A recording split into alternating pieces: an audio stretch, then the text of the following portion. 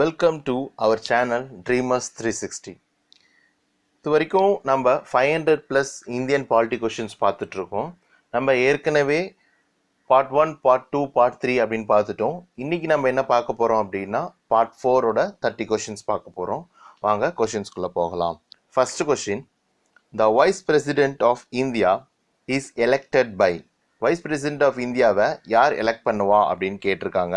இதுக்கு சரியான பதில் என்ன அப்படின்னா option B, Rajya Sabha and Lok Sabha members. இதில் வந்து both nominated and elected members ரெண்டு பேருமே ஓட் பண்ணிட்டு எலெக்ட் பண்ணுவாங்க. Second one, the council of ministers is collectively responsible to. Council of ministers கலெக்டிவாக யாருக்கு ரெஸ்பான்சிபிள் அப்படின்னு கேட்டிருக்காங்க. இதுக்கு சரியான answer option C, Lok Sabha. Next third one, the fundamental rights can be suspended by the. Fundamental ரைட்ஸை வந்து யார் சஸ்பெண்ட் பண்ண முடியும் அப்படின்னு கேட்டிருக்காங்க. யார் அப்படின்னா option B, president. Fourth one, the framers of the Indian constitution borrowed the concept of fundamental rights from the. இந்த ஃபண்டமெண்டல் ரைட்ஸ் அப்படின்றத இந்தியன் கான்ஸ்டியூஷனுக்கு எதிலிருந்து எந்த கண்ட்ரிலேருந்து எடுத்தாங்க அப்படின்னு கேட்டிருக்காங்க. இதுக்கு சரியான answer option A, the constitution of USA. Fifth one, the directive principle of state policy have been included in. நம்ம கொடுத்துருக்க கான்ஸ்டியூஷனில் directive principle of state policy எந்த பார்ட்டில் இருக்குது அப்படின்னு கேட்டிருக்காங்க. இதுக்கு சரியான ஆன்சர் வந்து option A, part 4 of the constitution சொல்லியிருக்காங்க. நெக்ஸ்ட்டு இந்த பார்ட் 5 அப்படின்றது எதை பற்றி சொல்லுது அப்படின்னா பார்ட் 5 அப்படின்றது யூனியன் எக்ஸிக்யூட்டிவ் பற்றி சொல்லுது. யூனியன் எக்ஸிக்யூட்டிவ் பற்றி சொல்லுது. நெக்ஸ்ட்டு பார்ட் 6 வந்து எதை பற்றி சொல்லுது அப்படின்னா ஸ்டேட் எக்ஸிக்யூட்டிவை பற்றி சொல்லுது. ஸ்டேட் எக்ஸிக்யூட்டிவை பற்றி சொல்லுது. நெக்ஸ்ட்டு பார்ட் 3 வந்து எதை பற்றி சொல்லுது அப்படின்னா நம்மளுக்கு தெரிஞ்ச ஃபண்டமெண்டல் ரைட்ஸை பற்றி சொல்லுது. Fundamental rights. அடுத்தது question number 6, how many items the concurrent list comprises in the Indian constitution originally.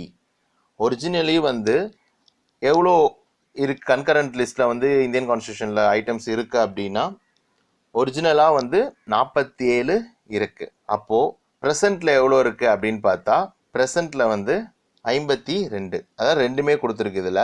So சில நேரத்துக்கு வந்து கன்ஃபியூஷன் ஏற்படும்.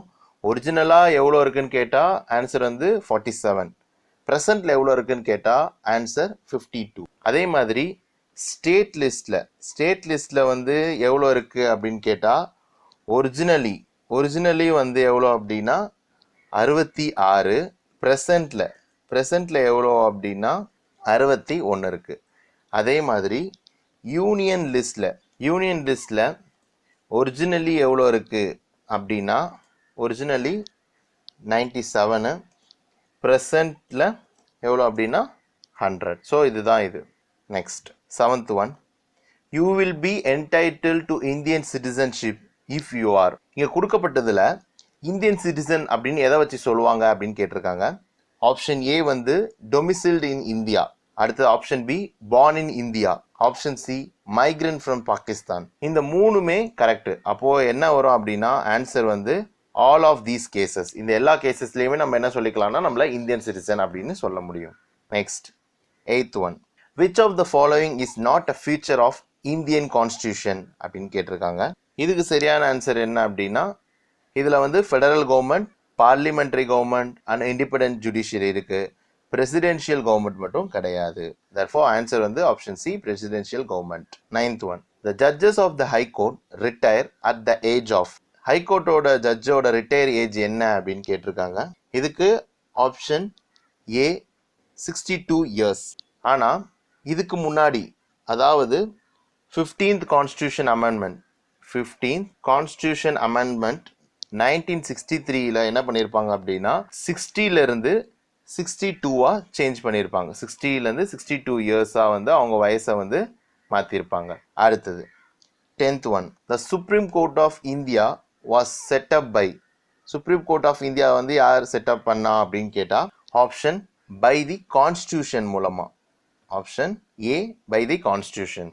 11th one, the introduction of no confidence motion in the Lok Sabha requires the support of at least.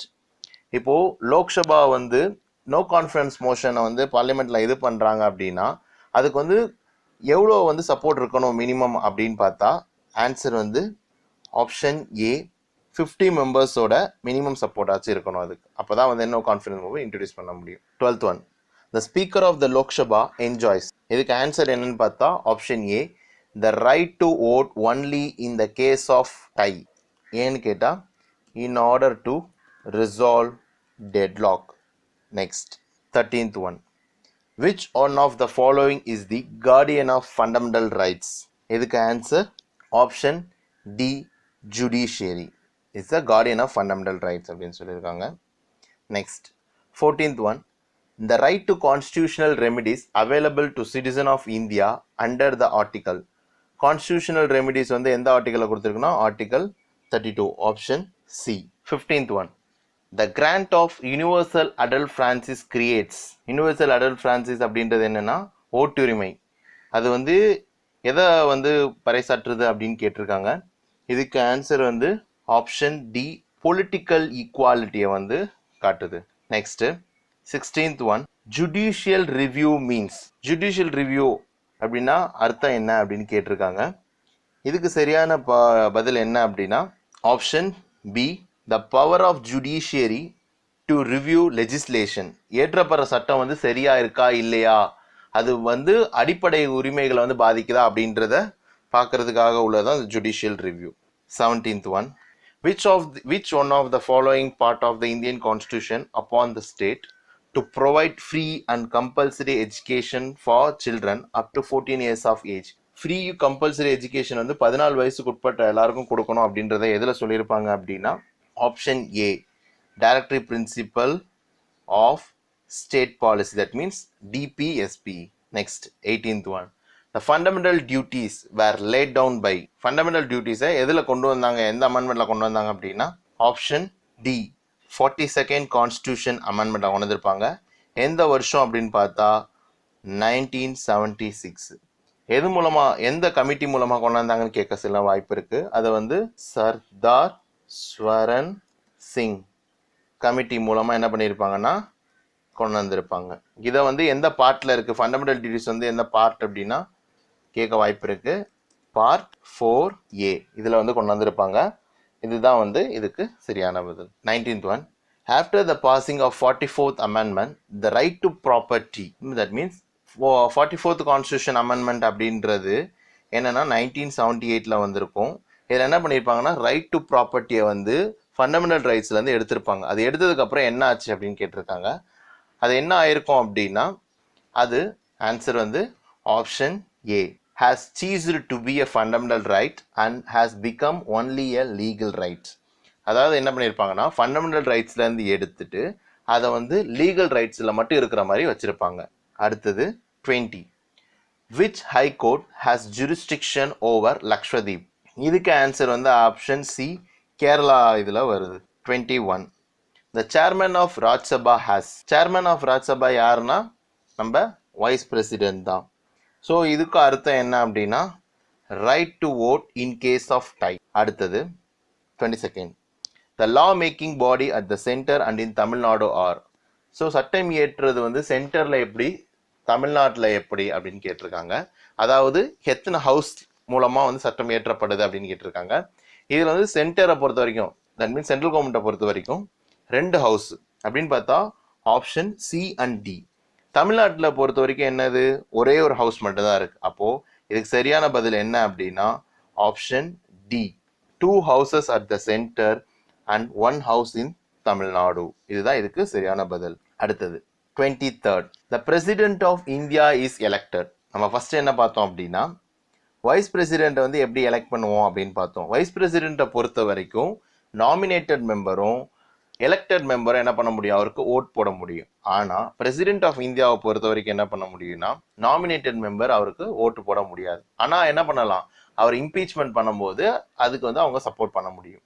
So இதுக்கு சரியான பதில் என்ன அப்படின்னா option B through an electoral college consisting of elected member of both the House of Parliament and elected member of State Legislative Assembly. 24th, who was called the father of separation of powers அப்படின்னு கேட்டிருக்காங்க. இதுக்கு answer வந்து என்னன்னா Montesquieu அப்படின்றதா இதுக்கு சரியான பதில். Next 25th, the father of political science. Father of political science யாரு அப்படின்னா option D Aristotle.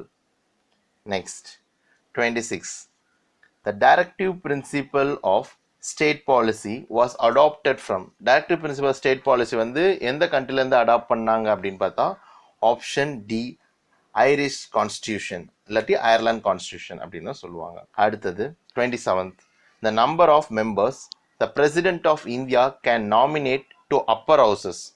So upper ஹவுசஸ்ன்றது ராஜ்சபா. அதில் எத்தனை பேரை நாமினேட் பண்ணுவாங்க பிரசிடென்ட் அப்படின்னா 12 மெம்பர்ஸை நாமினேட் பண்ணுவாங்க. Next, right to mandamus means. Right to mandamus அப்படின்னா என்ன அப்படின்னா answer option B the command அப்படின்னு சொல்றது.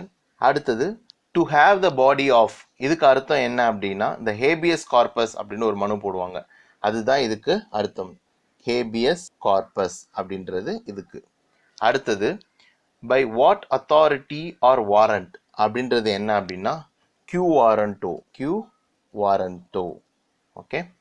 அடுத்தது டு ஃபார்பிட் அப்படின்றது என்ன அப்படின்னா ப்ரோஹிபிஷன். இதுக்கு அர்த்தங்கள் இது எல்லாமே இதோட அர்த்தங்கள் இது. 29, planning commission is a. Planning commission என்ன அப்படின்னா option D neither a constitutional body nor a statutory body. 30, which one of the following is the example of plural executive அப்படின்னு கேட்டிருக்காங்க.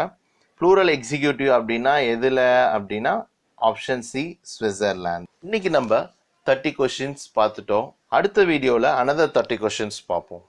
உங்களுக்கு என்னோட வீடியோ பிடிச்சிருந்தா லைக் பண்ணுங்க, ஷேர் பண்ணுங்க, சப்ஸ்கிரைப் பண்ணுங்க, மறக்காம பக்கத்தில் இருக்க பெல் ஐக்கானை கிளிக் பண்ணுங்க.